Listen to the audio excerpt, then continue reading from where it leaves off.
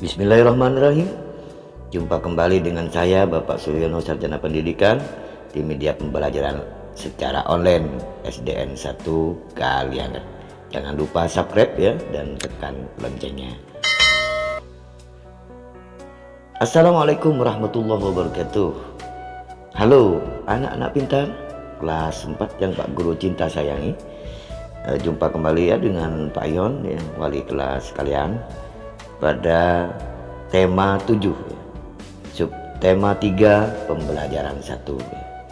Mari kita awali pembelajaran pada kesempatan pagi hari ini dengan berdoa menurut agama dan kepercayaan kita masing-masing.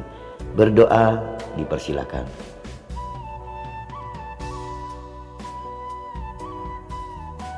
Selesai.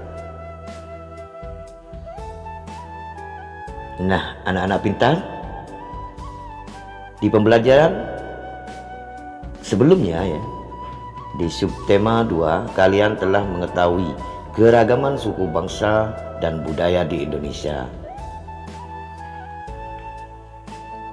Nah, bagaimana sikap kamu atas keragaman itu? Nah, untuk itu marilah kita baca bersama teks bacaan berikut ini dengan judul Supaya Tetap Rukun. Mari kita lakukan sikap ini. Negara Republik Indonesia memiliki keragaman adat, budaya, dan agama. Adat dan budaya setiap daerah unik dan berbeda dari daerah lain. Agama yang dianut penduduk pun beragam. Dengan perbedaan itu, bagaimana kita dapat menjaga kesatuan bangsa? Nah, untuk menjaga kesatuan bangsa dan supaya tetap rukun, mari kita lakukan sikap-sikap berikut. Salah satu sikap yang harus dilakukan yaitu adanya toleransi dan saling menghormati dalam menjalankan ibadah. Bagaimana perwujudannya? Salah satu perwujudannya, kita tidak boleh menghina teman yang berbeda agama. Selanjutnya, saat teman kita sedang beribadah, kita tidak boleh mengganggu mereka. Sikap lain yang harus dilakukan yaitu menghargai kebudayaan dari berbagai daerah di Indonesia. Negara kita kaya akan berbagai kebudayaan daerah. Kita boleh membanggakan kebudayaan daerah sendiri. Namun kita juga harus menghargai dan ikut melestarikan kebudayaan daerah lain. Jadi untuk mempertahankan persatuan dan kesatuan NKRI, bagaimana sikap kita?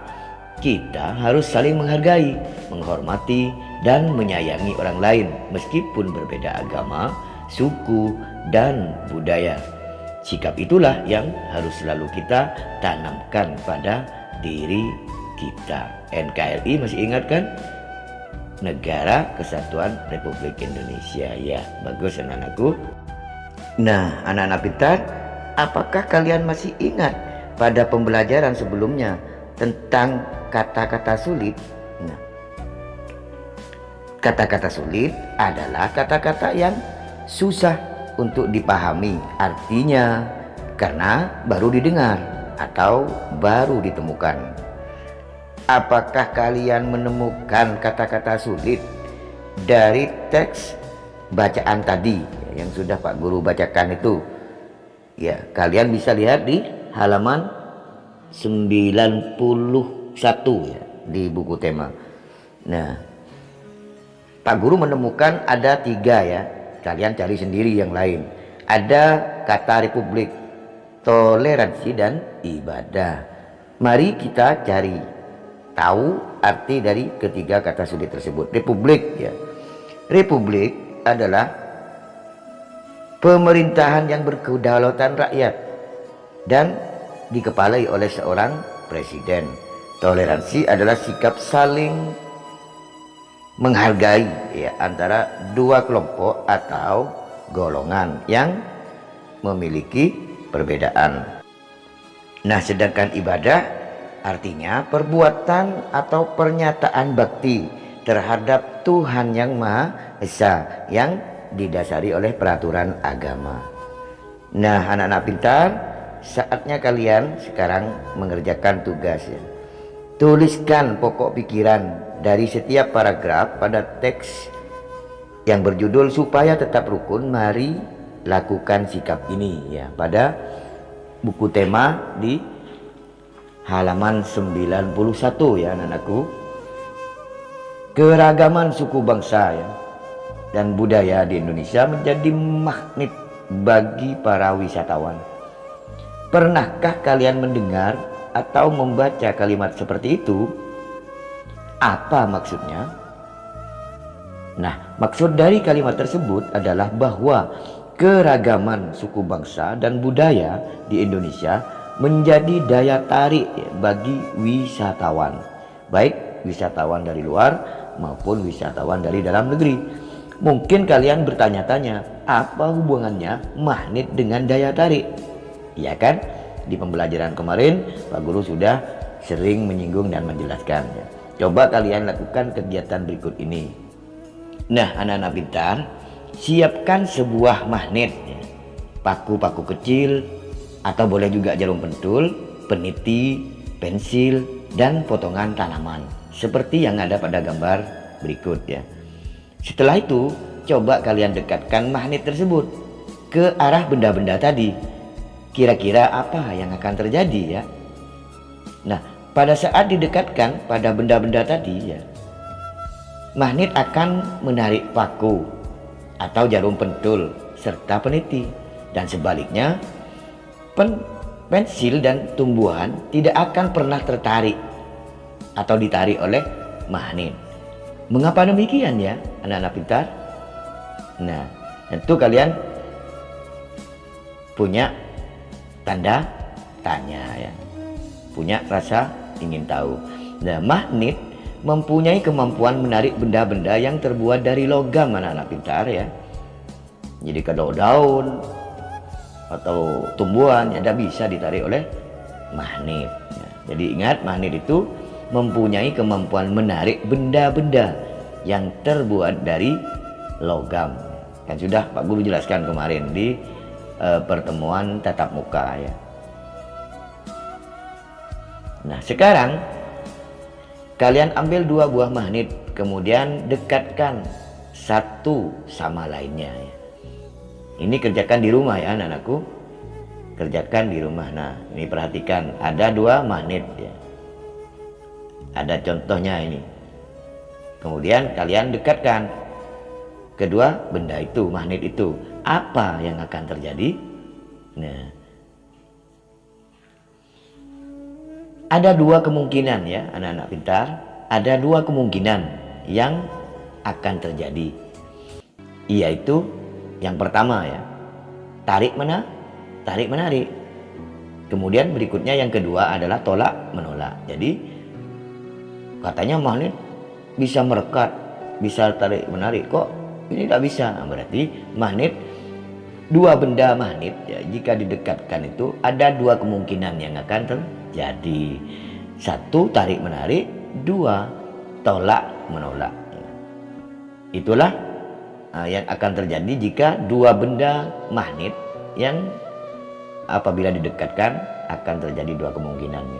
Sebuah magnet memiliki dua ujung yang saling berlawanan. Perhatikan ya anak-anak pintar, ada yang namanya kutub ya, ada yang namanya kutub selatan dan ada yang namanya kutub utara.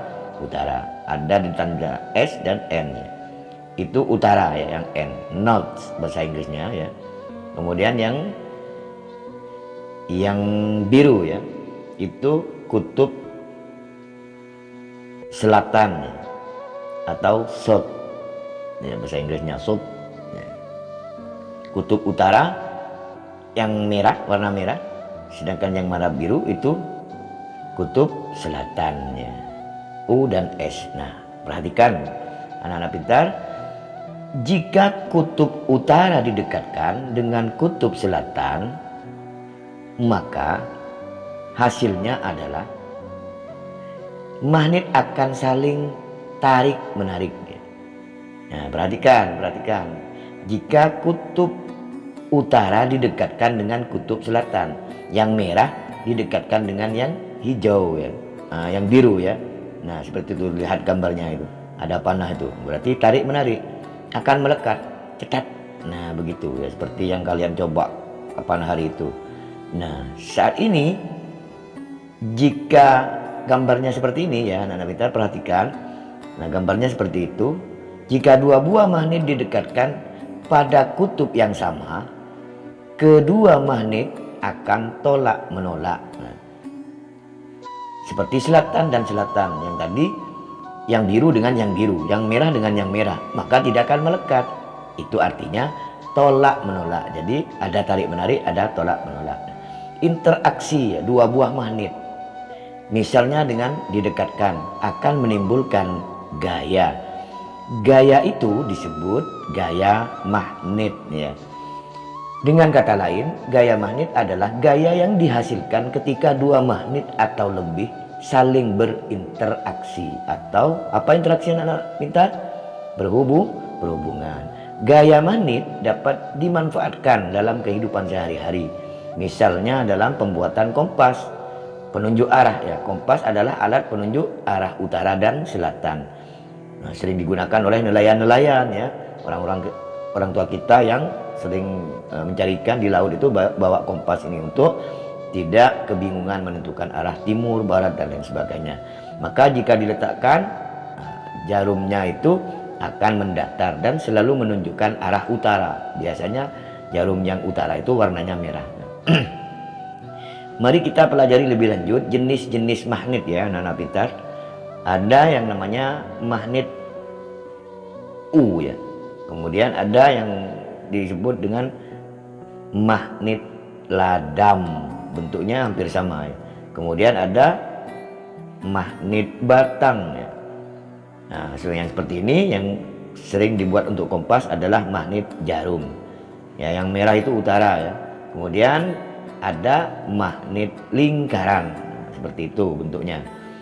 Nah, kita akan belajar lebih lanjut tentang magnet ini di pembelajaran berikutnya ya anak-anak pintar. Peristiwa menempelnya paku pada magnet di percobaan yang kalian lakukan itu dikarenakan adanya gaya magnet. Lalu bagaimana dengan peristiwa berikut ini? Pada saat kalian melemparkan uang logam ke atas, uang tersebut akan kembali jatuh ke bawah. Nah, mengapa hal itu bisa terjadi? Ya, sudah bisa menjawab tentunya, karena materi yang sebelumnya Pak Guru sudah terangkan tentang gaya ya. Uang logam dan benda apapun yang kita lemparkan ke atas akan kembali lagi ke bumi karena adanya gaya gravitasi. Kembali ke bumi. Sampah saja meskipun ringan, kalau dibuang jatuhnya pasti ke tanah, ke bawahnya. Gaya gravitasi adalah gaya yang disebabkan oleh gaya tarik yang dihasilkan oleh bumi.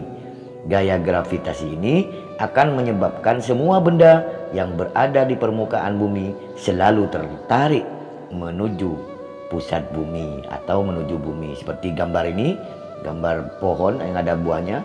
Buahnya matang di atas, pasti akan jatuh ke bawah. Seperti di halaman sekolah yang di depan itu ada pohon nangka itu yang tidak sehat, buahnya jatuh ya. Jatuh ketepuk ke bawah ya. Bagus, jatuh ke bawah. Kalau ke atas bukan jatuh, namanya itu melayang. Baiklah anak-anak pintar, sekarang saatnya kalian mengerjakan tugas lagi. Yang pertama, tuliskan contoh penggunaan gaya magnet dalam kehidupan sehari-hari di rumah kalian dan di sekitar kalian. Yang kedua, tuliskan manfaat gaya gravitasi dalam kehidupan sehari-hari. Nah, tanpa terasa ya anak-anakku, pembelajaran sudah berakhir. Saatnya sekarang Pak Guru undur diri dari pendengaran dan dari video pembelajaran ini. Nah, satu pesan dari Pak Guru ya, dari Pak Yon, ilmu ya bisa kita peroleh dari mana saja, bahkan tanpa kita sadari sekalipun. Segala yang tersimpan di sekitar pun mampu mengajarkan kita banyak hal. Teruslah belajar tanpa memandang tempat ataupun kondisi. Akhir kata dari Pak Yon, wassalamualaikum warahmatullahi wabarakatuh.